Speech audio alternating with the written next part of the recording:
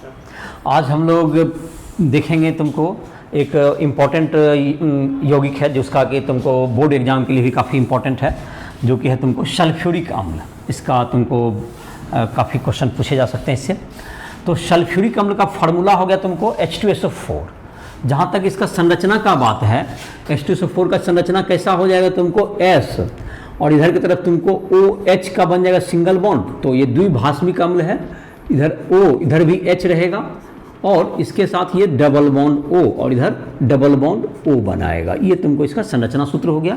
तो ये द्विभाषमिक अम्ल है। दो OH बंद बन गया तो द्विभाषमिक अम्ल इसको कहते हैं, द्विभाषमिक अम्ल। और जैसे कि पिछले में तुमको बताए थे कि H3PO3 जो है तुमको फास्फोरस अम्ल होता है, द्विभाषमिक अम्ल होता है। उसमें 3 H है लेकिन एक H P से जुड़ा होता है, तो वह भाषमिकता में नहीं पड़ता योगदान होगा। जिसका O से जो जुड़ा हुआ H रहता है उसी से भाषमिकता बनता है। तो ये हो गया H3PO3 का हो गया भाषमिकता कितना बोले। ये परीक्षा में अक्सर ऑब्जेक्टिव पूछता है। ये 3 H है लेकिन ये द्विभाषमिक अम्ल है, ये ध्यान रखिएगा। लेकिन H3PO4 में 3 है तो ये त्रिभाषमिक अम्ल है। तो ये तुमको परीक्षा में तुमको इसका जो है ध्यान रखोगे। H3PO3 का आएगा तो दो द्विभाषमिक अम्ल, H2SO4 वगैरह तो द्विभाषमिक हुआ ही।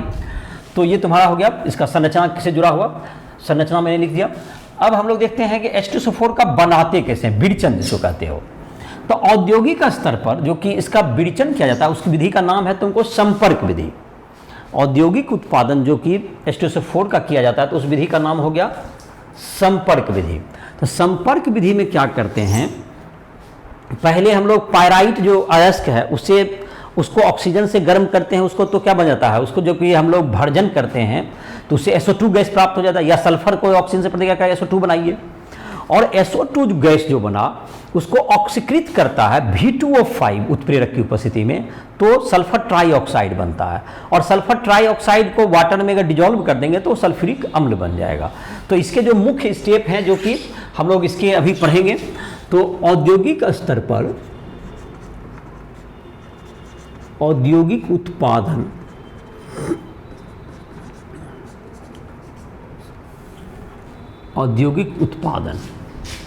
H2SO4 का औद्योगिक उत्पादन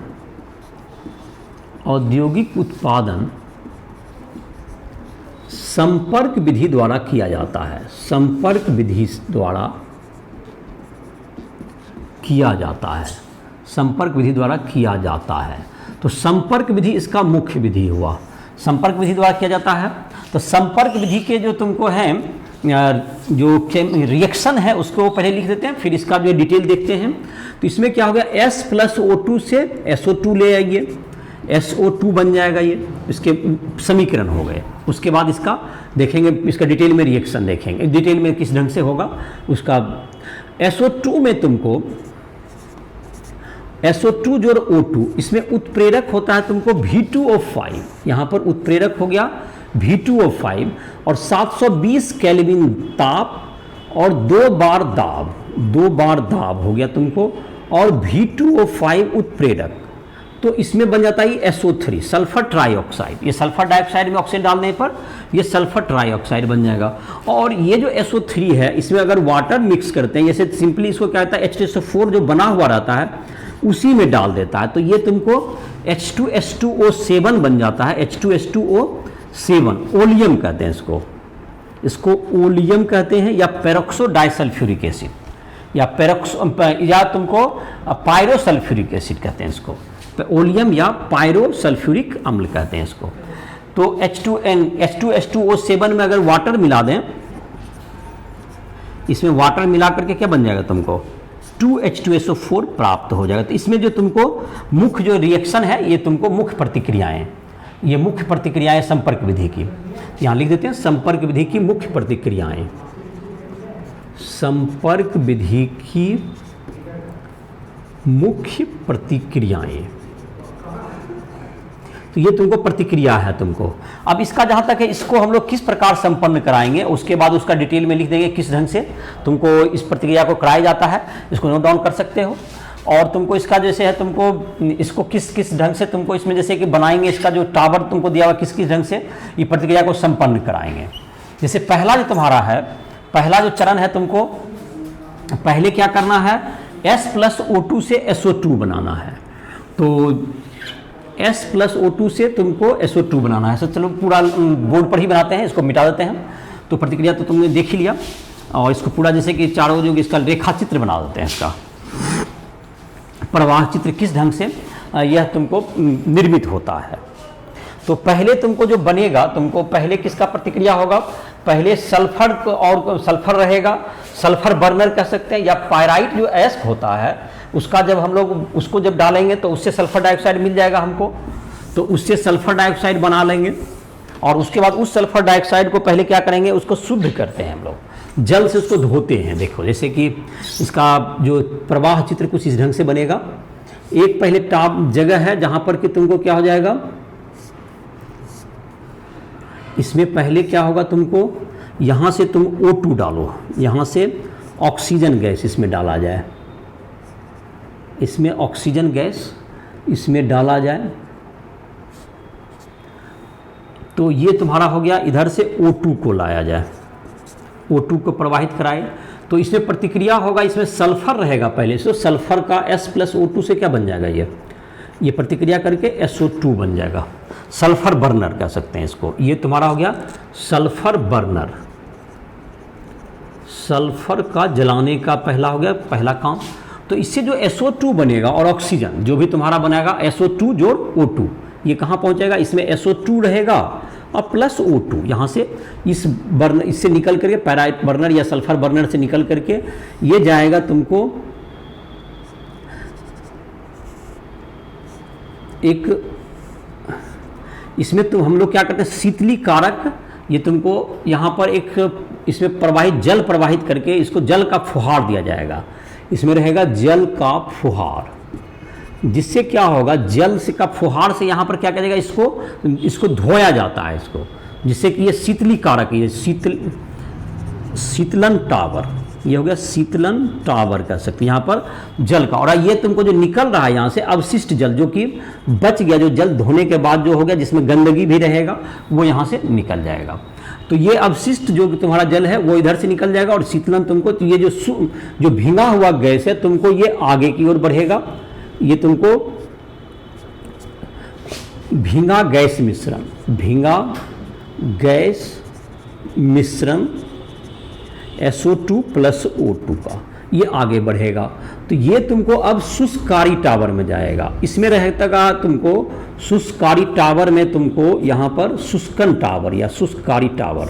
तो शुष्कन टावर में क्या होगा, ये तुमको अवशिष्ट यहाँ पर एक सल्फ्यूरिक अम्ल डाला जाता है, सल्फ्यूरिक अम्ल। सल्फ्यूरिक अम्ल का एक गुण होता है सल्फ्यूरिक अम्ल की फुहार। तो ये तुमको क्या करता है, ये शुष्कन टावर, ये सूखा जल को अवशोषित कर लेता है। H2SO4 का एक गुण है कि H2SO4 तुमको शुष्कन टावर हो गया। और ये अवशिष्ट अम्ल इधर से निकल जाएगा, जो फालतू अम्ल बच जाएगा वो अम्ल इधर से निकल गया। अब यहाँ पर जो है इससे क्या होगा, शुष्क गैस निकल गया, शुष्क गैस मिश्रण। ये तुमको सूख करके जो हम लोग धो दिए थे, ये शुष्क गैस मिश्रण यहाँ से निकला, यहाँ पर से निकला शुष्क SO2 प्लस O2 सूखा हुआ। अब इसमें से तुमको, इसमें अभी भी कुछ अशुद्धियाँ रहती है, जिसको हम लोग आर्सेनिक प्यूरिफायर में ले जाएंगे, एक अलग बर्तन में ले जाएंगे, जिसका नाम हो गया आर्सेनिक प्यूरिफायर। आर्सेनिक प्यूरिफायर हो गया ये आर्सेनिक शुद्धिकारक। इसमें होता है जिलेटिन युक्त फेरिक हाइड्रोक्साइड FeOH3। इसमें आर्सेनिक अशुद्धि, इसमें क्या हो जाएगा, आर्सेनिक शुद्धिकारक है ये, आर्सेनिक अशुद्धि इसमें शुद्ध हो जाएगा। और इसके बाद जो तुमको जो कि गैस मिश्रण है यहाँ से आगे बढ़ेगा, SO2 प्लस O2 जो गैस मिश्रण है SO2 प्लस O2। अब ये तुमको शुष्क हो गया। अब इसको क्या कर दिए, इसको हीट कीजिए। इसको क्या करने के लिए जाइए, ये हीटर पूर्व तापक यहाँ पर है, तुमको इसको हीट कर देना है। यहाँ से हीट करने के बाद इसको कहाँ ले जाना है, फिर तब उत्प्रेरक कक्ष में ले जाएंगे। इसको हीट करना है, इसको पूर्व तापक, ये पूर्व तापक 720 केल्विन, 720 केल्विन करीब करीब ताप 720 केल्विन तक इसको हीट कर दीजिए। और 2 बार दाब ही यहाँ पर दाब भी बढ़ा दीजिए, अपना उपयुक्त कर लीजिए। और यहाँ से इसको ले जाएंगे उत्प्रेरण कक्ष में। अब यहाँ से ये चला जाएगा उत्प्रेरण कक्ष, जिसमें कि क्या रहेगा, जिसमें तुमको उत्प्रेरण कक्ष में तुमको उत्प्रेरक रहेगा, ये तुमको उत्प्रेरण कक्ष, इसमें उत्प्रेरक रहेगा, तो इसमें V2O5 उत्प्रेरक, ये होगा उत्प्रेरक कक्ष, उत्प्रेरण कक्ष, इसमें उत्प्रेरण के द्वारा SO3 बन जाएगा। तो यहाँ पर क्या बन जाएगा, इसमें प्रतिक्रिया होगी SO2 प्लस O2 से क्या बन जाएगा, ये SO3 बन जाएगा। और ये SO3 बन गया तो गैस मिश्रण यहाँ पर आया, और इसको किस में मिला दीजिए, इसमें H2SO4 में मिला दीजिए। यहाँ पर तो तुमको जगह खत्म हो गया, तो चलिए नीचे लाइए और इसको कौन सी डालिए, इसमें H2SO4 के बर्तन में क्या कर दीजिए, इसको मिक्स कर दीजिए, इसमें H2SO4 से मिक्स कर दीजिए, SO3 प्लस H2SO4 से बन गया H2S2O7 ओलियम बन जाएगा, ये ओलियम, ये तुमको प्रोड्यूस हो गया। और ओलियम में पानी मिला करके आप अपना कर सकते हैं। और जो गैस तुम्हारा जो एक्स्ट्रा बच जाएगा उसको पुनः रिसाइकिल करके यहाँ पर डाल सकते, उत्प्रेरण कक्ष में डाल सकते हैं। जो गैस जो एक्स्ट्रा बच गया SO3 प्लस O2, SO2 जो O2, उसको पुनः कहाँ डाल सकते हैं हम लोग, उत्प्रेरण कक्ष में पुनः रिसाइकिल कर सकते हैं। तो ये तुमको हो गया इसका प्रवाह चित्र हो गया, H2SO4 के विरचन संपर्क विधि का H2SO4 के विरचन का प्रवाह चित्र, प्रवाह चित्र। तो ये तुम्हारा हो गया H2SO4 में क्या क्या करते हैं इसमें, इसको कुछ लिख भी देते हैं, इसमें कुछ जैसे पहले इसको देख लेते हैं, इसको मिटाकर फिर लिख देंगे कुछ। पहले H2SO4 में क्या करते हैं, सल्फर बर्नर से में सल्फर डाइऑक्साइड बनाया जाता है, फिर वहाँ से इसको क्या करते हैं हम लोग, जल शुद्धिकारक जो ठंडा करने के लिए या अशुद्धि को दूर करने के लिए तुमको क्या करते हैं, उसमें जल का फुहार दिया जाता है, उससे तुमको अशुद्धि दूर हो जाती है, जो भी अशुद्धियाँ उसमें जो कि है वो निकल जाएगी। SO2O2 जो भींगा हुआ है उसको फिर कहाँ ले जाते हैं हम लोग, उसमें अम्ल H2SO4 अम्ल का फुहार देते हैं, वो जल को अवशोषित करके उसको शुष्क कर देगा। उसके बाद उसको जो है आर्सेनिक जो कि अशुद्धि उसमें उसके बावजूद रह जाते हैं, तो उसके लिए क्या करते हैं हम लोग, आर्सेनिक प्यूरिफायर जिसमें कि FeOH3 और जिलेटिन युक्त रहता है, जिससे कि क्या होगा, आर्सेनिक जो अशुद्धियां हैं उसको वह अवशोषित कर लेगा। उसके बाद उसको ताप उसको हीट करते हैं 720 केल्विन ताप तक, और उसके बाद उत्प्रेरण कक्ष में जो कि V2O5 रहता है, वैनेडियम पेंटॉक्साइड, उसके उपस्थिति में वहाँ पर क्या करते हैं, SO3 बना लेते हैं, और SO3 को H2SO4 में मिला देते हैं, जिससे कि वो ओलियम बन जाता है। और ओलियम में तुमको जितना जिस मात्रा में चाहिए उसमें पानी मिला करके हम जिस भी साधारण का चाहें H2SO4 प्राप्त कर सकते हैं। तो ये तुम्हारा विधि हो गया। इसको हम लोग कुछ इसके जो लाइन में है कुछ भाषा में मैं इस बात को लिख लेता हूँ। हम लोग जो प्रवाह चित्र देख लिया होगा, प्रवाह चित्र में समझ में आ भी गया होगा कौन कौन चीज़ कहाँ बन रहा है। अब हम लोग इसको लिख लेते हैं कुछ भाषा में, इस लाइन को हम लोग लिख लेते हैं कि क्या चीज़ तुमको किस किस प्रकार से हमने प्रक्रिया संपन्न कराया, और प्रतिक्रिया भी मैंने लिख ही दिया है। तो ये तुमको औद्योगिक उत्पादन हो गया। जैसे तैसे तुम अपनी भाषा में भी इसको लिख सकते हो, चूँकि समझ में आ गया होगा कौन किस स्टेप में क्या हो रहा है, उसी बात को अपना वर्णन कर देना है कुछ लाइन्स में, 2-4-5 लाइन में। मुख्य है प्रतिक्रिया हो गया, तुम्हारा चित्र बन गया, तो सारे मार्क्स तुमको लगभग मिल जाएंगे। और कुछ लाइन 2-4 लाइन इसमें लिखना है जो मैं अपनी भाषा में लिखता, तुम अपने भाषा में भी इसको लिख सकते हो, उसमें कहीं कोई दिक्कत नहीं है। तो अभी जो परीक्षा में मतलब अपना लिख लोगे, मैं यहाँ पे 2-4 लाइन में लिख देता हूँ इसका विरचन का। संपर्क विधि से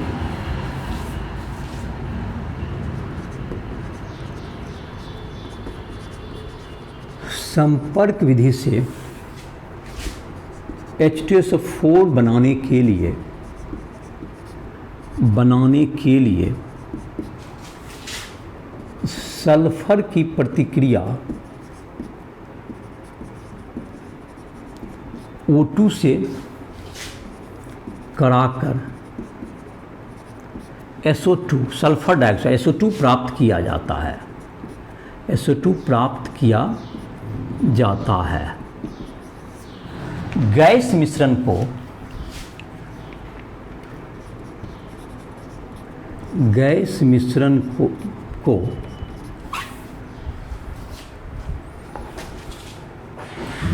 जल से धोने के पश्चात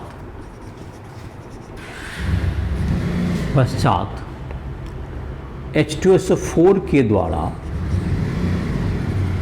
शुष्क कर लिया जाता है, शुष्क कर लिया जाता है।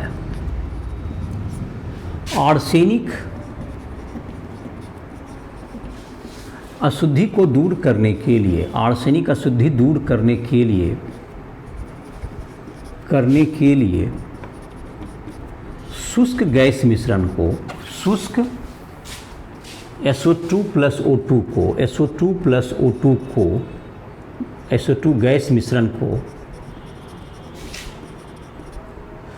FeOH3 से गुजारा जाता है, FeOH3 से गुजारा जाता है, जेलेटिन युक्त जो होता है, गुजारा जाता है जिलेटिन युक्त, FeOH3 ब्लैक हेड में लेते हैं, जिलेटिन युक्त गुजारा जाता है। अब गैस मिश्रण को 720 केल्विन ताप तक गर्म कर, 720 केल्विन ताप तक गर्म कर V2O5 उत्प्रेरक के साथ प्रतिक्रिया कर, V2O5 उत्प्रेरक के साथ प्रतिक्रिया कराकर SO3 बनाया जाता है, SO3 बनाया जाता है, जिससे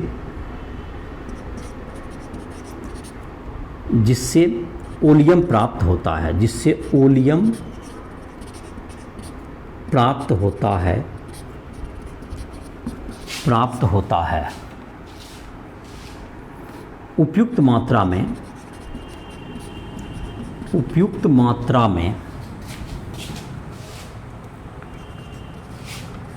पानी मिलाकर H2SO4 प्राप्त कर लिया जाता है। तो जो फैक्ट्री से ओलियम के रूप में ही रहता है और पानी कहीं भी मिलाया जा सकता है, पानी फैक्ट्री में मिलाना जरूरी नहीं है, पानी कहीं भी बाहर क्या किया जा सकता है, इसको मिक्स कर लेता है, जहाँ भी मतलब कि बना रहे हैं वहीं पर इसको मिक्स किया जा सकता है। तो ये तुम्हारा हो गया, इसका विधि हो गया तुमको किस प्रकार हम लोग प्राप्त करते हैं, और प्रतिक्रिया इसका जैसे फिर से अगर लिखना चाहे तो इसको फिर से लिख सकते हैं हम लोग। S प्लस O2 से क्या हो गया तुम्हारा, SO2 बन जाता है, और SO2 में क्या हो जाता है तुमको, प्रतिक्रिया है SO2 प्लस O2 से, यह तुमको उत्प्रेरक V2O5 की उपस्थिति में 723 केल्विन ताप और 2 बार दाब पर क्या बन जाएगा, SO3 बन जाएगा, और SO3 में H2SO4 के साथ मिक्स कर देते हैं तो ये H2S2O7 इसी रूप में सप्लाई हो जाता है, क्योंकि इसमें पानी मिला करके कहीं भी हम लोग क्या कर सकते हैं, H2SO4 जिस भी मात्रा में चाहे हम उस मात्रा में पानी मिला सकते हैं। तो ये हो गया H2SO4। और H2SO4 का जब पानी मिलाते हैं तो यह प्रतिक्रिया जो तुमकी होती है, जो पानी मिलाने की जो प्रक्रिया होती है, यह उष्मा छेपी होती है, तो काफ़ी उष्मा मुक्त होती है। इसलिए प्रतिक्रिया H2SO4 को पानी मिलाने के समय क्या ध्यान रखना पड़ता है कि इसमें ज़्यादा धीरे धीरे करके मिलाया जाए, नहीं तो काफ़ी उष्मा होने के बाद आग पकड़ने की संभावना रहती है। अगर ज़्यादा तेज़ी से मिलाएंगे तो ज़्यादा उष्मा उत्सर्जित होगा, उससे आग पकड़ लेगा।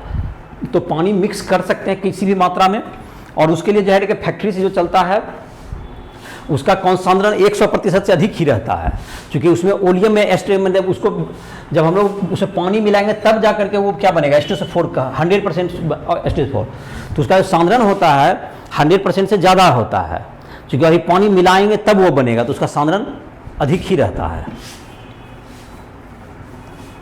तो अब है तुमको इसका गुण देखते हैं, H2SO4 का गुण है तुमको।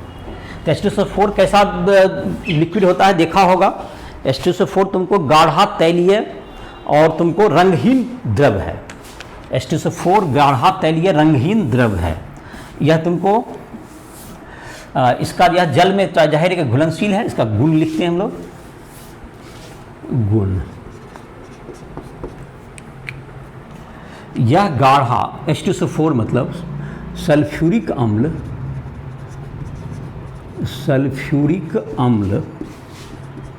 गाढ़ा तैलीय रंगहीन द्रव है। जाहिर है कि ये अम्ल है, इसको कोई टेस्ट नहीं करना है, इसका टेस्ट वगैरह की बात नहीं है, ये जला देगा। यह जल में अत्यधिक घुलनशील है, यह जल में अत्यधिक घुलनशील है, किसी भी मात्रा में घुला सकते हो, अत्यधिक घुलनशील है। जल में इसको आराम से घुला सकते हो, जितना मात्रा में चाहे घुला सकते हैं। H2SO4 में अम्लीय गुण होता है।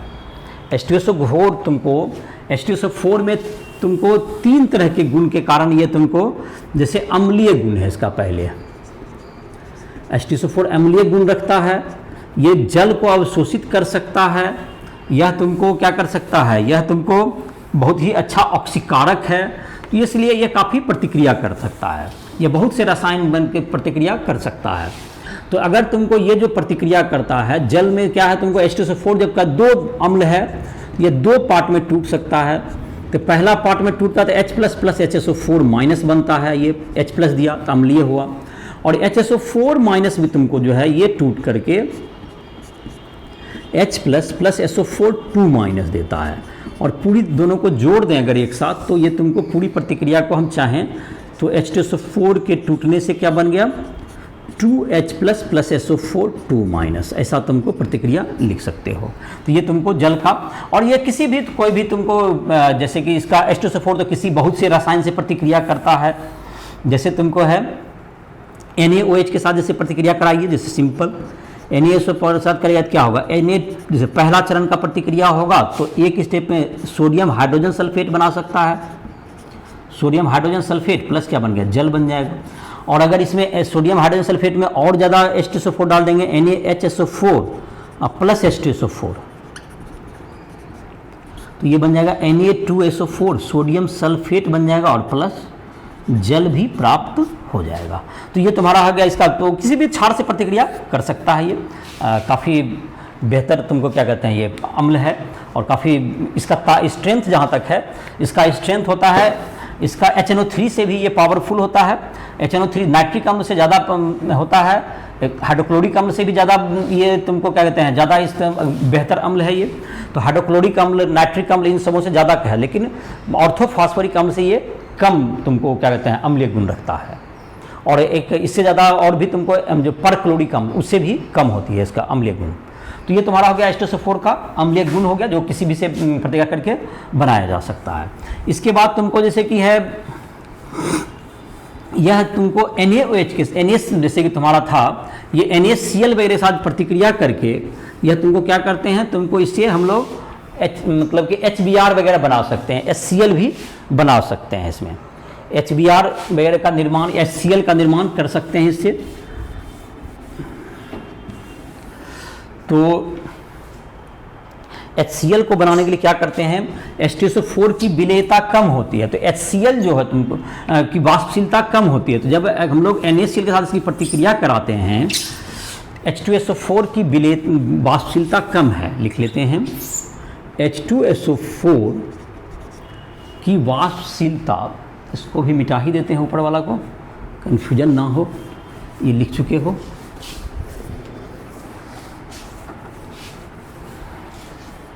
H2SO4 की वाष्पशीलता कम है, H2SO4 की वाष्पशीलता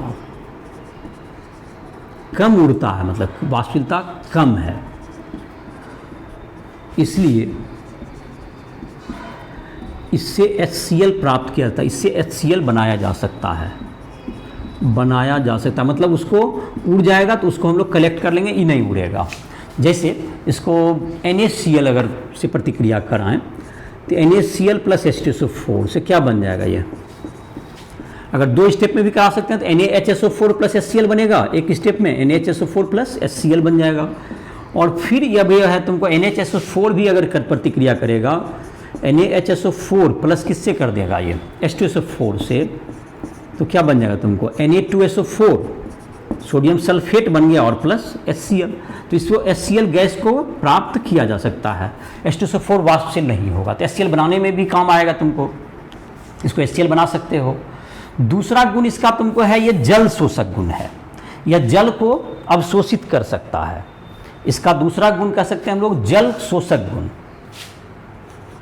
यह जल को काफ़ी कहीं से, जैसे अभी जो कि देख रहे थे इसमें जो कि SO2 O2 को भी जो कि मिश्रण को पानी से दे देते थे तो उसको शोषण करने के लिए H2SO4 का उपयोग किए थे, क्योंकि इसके पास काफ़ी अधिक क्षमता है कि ये जल को अवशोषित कर सकता है। जैसे कि इसका जल शोषक गुण में जैसे तुमको प्रतिक्रिया C12 H22O11 है, ये तुमको कार्बोहाइड्रेट हो गया। इसमें जब H2SO4 डाल देंगे यहाँ पर तो ये तुमको बच जाएगा C + H2O, ये H2O को ये अवशोषित कर, सिर्फ कार्बन बचेगा। ये तुमको कार्बोहाइड्रेट से जल निकालेगा। जैसे कि तुमको फॉर्मिक एसिड है HCOOH को कहते हैं हम लोग फॉर्मिक एसिड, इसमें H2SO4 डालेंगे तो ये तुमको बच जाएगा CO गैस बचेगा प्लस H2O बच जाएगा, सिर्फ CO गैस कार्बन मोनोऑक्साइड बचेगा।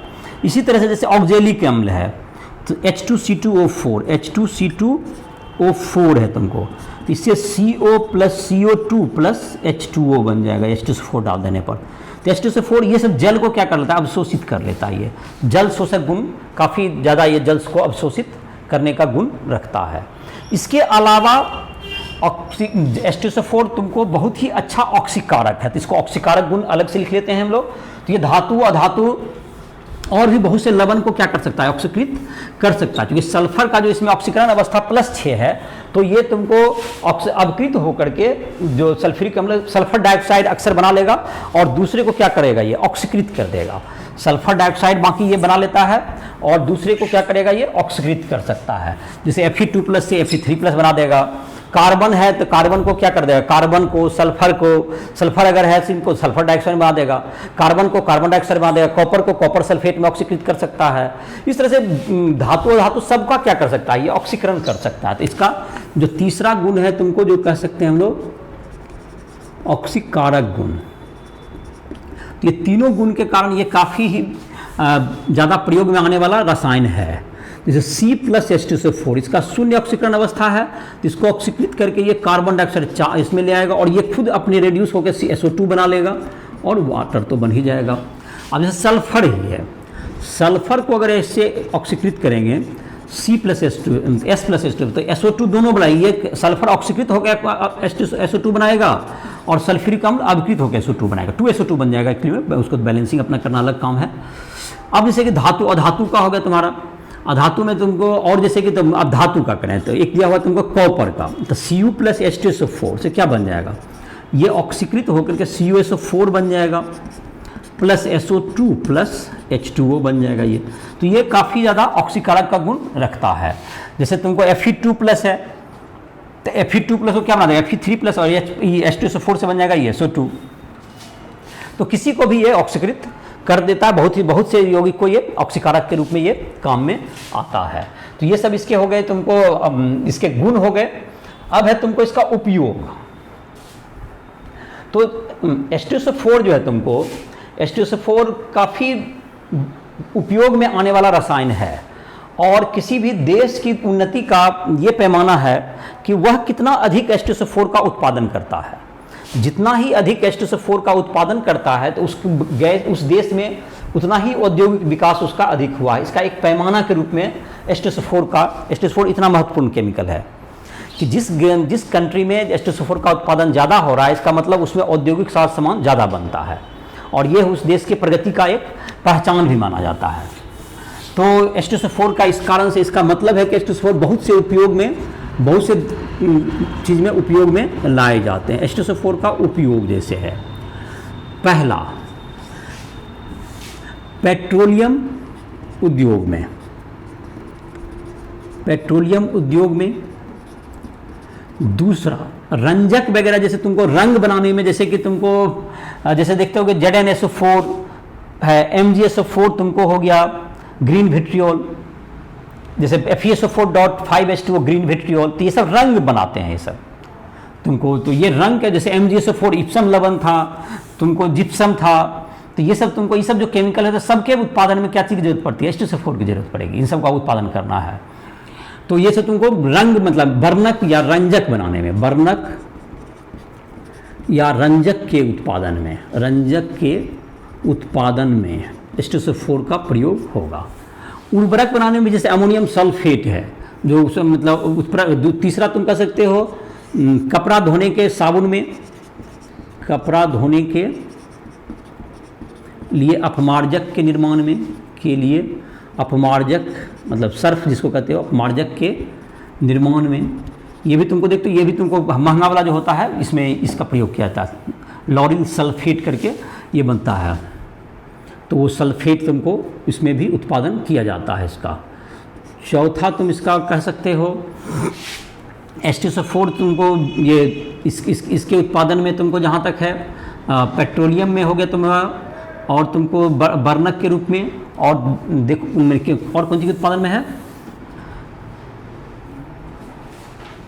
H2SO4 का जो उपयोग हो गया, हाँ संचायक बैटरी, हाँ संचायक बैटरी जो तुम्हारा है, जो कि लेड स्टोरेज बैटरी, संचायक बैटरी में जो तुम्हारा H2SO4 जो कि देखते हो, जो कि टीवी इन्वर्टर के साथ जो बैटरी यूज़ करते हैं उसमें H2SO4 का प्रयोग करते हैं हम लोग, जो अम्ल के रूप में, उसमें भी है। चलो, और नाइट्रोसेल्यूलोज के उत्पादन में, नाइट्रोसेल्यूलोज के उत्पादन में, सेल्यूलोज के उत्पादन में, तो यही सब तुम्हारा इसका उपयोग है मेनली। संचायक बैटरी में तुमको देखते हो कि जो बैटरी है तुम्हारा जिसमें कि एसिड डालते हैं हम लोग, H2SO4 होता है नाइट्रोसेल्यूलोज के उत्पादन में, तो ये सब तुम्हारे H2SO4 के उपयोग है।